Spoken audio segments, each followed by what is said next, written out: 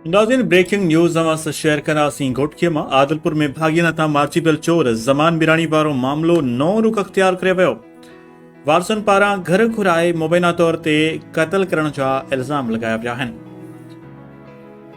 ॿिए पासे ज़मान मिराणीअ जो भाउ अब्बास मिराणी ॿुधाए थो त असांजे नौजवान खे घर में घुराए क़त्ल कयो वियो। केस खे ठाहिण लाइ पंहिंजे नौजवान खे टंग में बगोली हई वई, जेको बाद में फौत थियो आहे। ज़मान मिराणीअ जा वारिस ॿुधाइनि था सलीम कलवड़, साजिद कलवड़, हफ़ीज़ कलवड़, फिरोज़ कलवड़, शबीर कलवड़ वारनि ज़मान मिराणीअ खे घर में घुराए क़त्ल कयो आहे।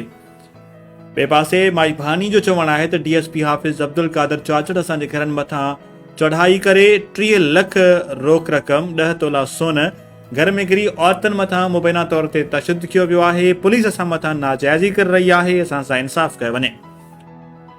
अब्बास मिराणी, सईद मिराणी, माई भानी, आलम मिराणी ऐं ॿियनि अदलिया खां नोटिस वठण जो मुतालबो कयो वियो आहे। अहम ख़बर आहे जेका असां शेयर कयूं पिया। आदलपुर में भाॻीन तां मारिजी पियल चोर ज़मान मिराणीअ वारो मामिलो नओं रुख अख़्तियार करे वियो। वारसनि पारां घर घुराए मुबैना तौर ते क़त्ल करण जा इल्ज़ाम लॻाया विया आहिनि।